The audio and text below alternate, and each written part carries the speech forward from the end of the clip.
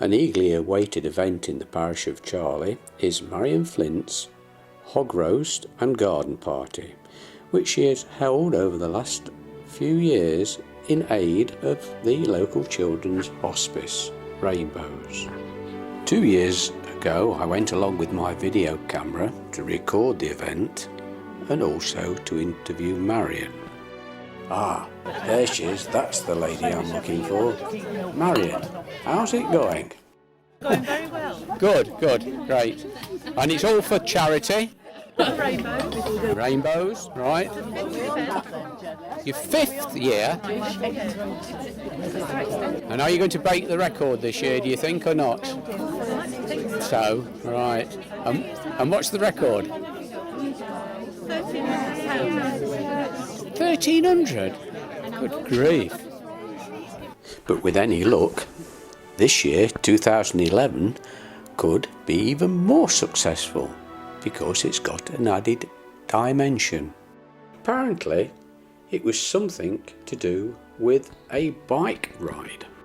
To find out more about this plan to make more money for Rainbows, Marion suggested that I should go and have a word with her son-in-law, Tom Bauer, and Marion's daughter, Amanda, to find out what was planned. So, early one morning, I went up to the farm at Mount St Bernard's Abbey to meet Tom, the farm manager, and his wife, Amanda, who runs the dairy, to find exactly what they'd got planned. I'm glad I bumped into you two. I've heard a rumour about a cycle trip. What's this all about? What's this all about? They tell me it's for charity. Yes. I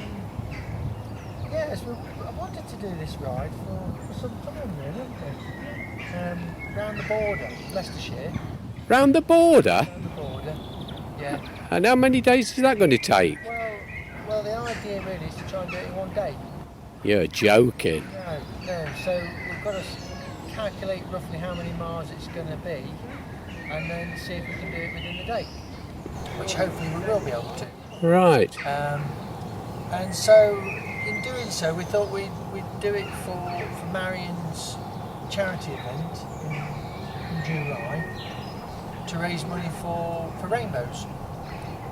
That's a very good idea. Yeah.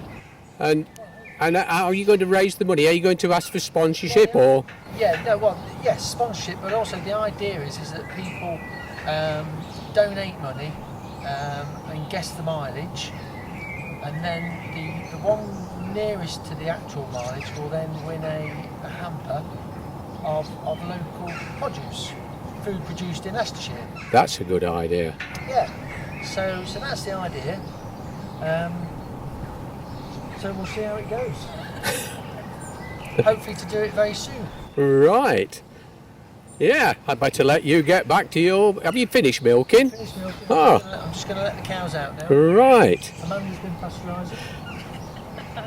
I tell you what, do you think I could go round and film while you're cycling? It'd make an interesting DVD, that would. I'm sure you could. And Yeah, you could help support me. yeah, well, that's it. And I tell you what, if we could make a DVD of it, we might be able to sell it for the Rainbow funds. Who knows? Right, you're on. Let us know when you're doing it. I'll let you know, Dave. Yeah, thank you very much indeed. Okay. Right, Really good. cheers. Cheers. What a marvellous idea of Tom's to make the prize a hamper of Leicestershire produced food. You know, it's not until you stop and think and look around that you see the vast variety of foods that is actually produced in Leicestershire. These range from the world famous Melton Mowbray pork pie to the little known products produced by the local farmers around the county. For instance, the butter and cream and milk that Amanda produces at the Mount St Bernard's Monastery Farm. The lucky winner of the competition is in for a real treat. The hamper will be full to overflowing with a cross-section of Leicestershire's products. The day for Tom to attempt to cycle around the perimeter of Leicestershire in one day had arrived. It was the 21st of June 2011. Even though it was the longest day of the year, he'd still set himself a massive challenge. To keep to the border of Leicestershire on his clockwise journey, it meant sometimes that he would have to pass over into the neighbouring counties. That's why he started actually in Nottinghamshire, just over the county bridge at Soch. I don't think Tom could have picked a better spot than Lawn Alley for his midday pit stop. It's here that he took on extra fuel and water and a little bit of advice from his support team before he continued his epic journey. Tom had to deal not only with the mental and physical aspect of this journey, but also, for the vast majority of it, a very strong headwind. But they say it's a ill wind that blows nobody no good, and that's certainly true for the miller at Whissendine, and also the red kite that, using the strong winds, flew over Tom on one part of the journey. This part of Tom's journey was through High Leicestershire, and this road is typical of those in that area. Beautiful, quiet, and very, very little traffic. If this part of the film had been in black and white and Tom had been on a penny farthing, you'd have thought he was back in the good old days before the motor car. As its name might suggest, High Leicestershire is not short of hills, and Tom, I think, thought there was more up hills than down hills. Hills are getting better. Yeah, they are, aren't they? Yeah. At Tom's much needed afternoon 5-minute break, I had the opportunity to ask him about his cycling hobby. When did you take up cycling? Years and years ago when you went to Holland, or? No, it's been about 20 years ago. Oh, right. Yeah. How old was he then? 30 odd? Yeah, 30. His break was just outside the village of Shorewell, at the southern tip of Leicestershire, and it was approximately 2/3 of the way round, and some 8 hours since he left Soch. Now started Tom's long, gruelling push for home. Unfortunately for Tom, this road, the A5, did not always have a cycle lane, and heavy lorries came thundering past only an hair's breadth away from him. Now nearing the end of his journey and feeling very tired, Tom has just conquered the hill up from Staunton Harold Raceway, the hill that he dreaded the most. Back at Soch at last after 12 3/4 hours in the saddle.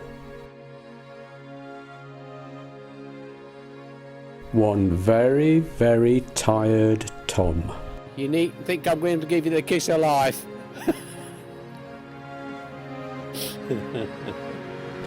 But how long was his journey? And who had guessed his mileage correctly and won the prize? All would be revealed at Marion's 2011 Hog Roast.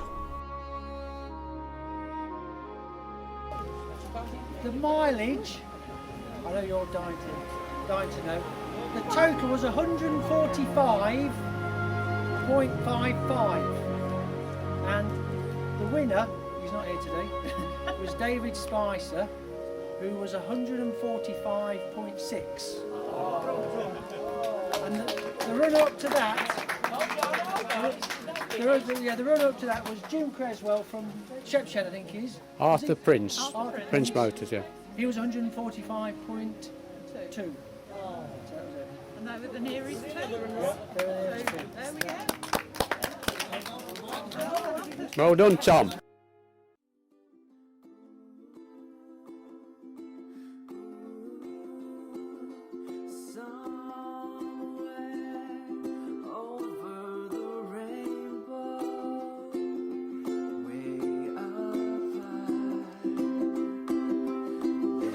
on it? That'd be mine. Anybody got green 73?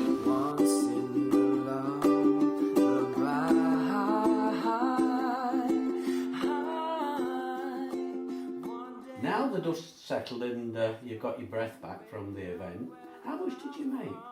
We actually made £2,302. That's even better than the previous year. It's better than any year, yes, it was fantastic. Done.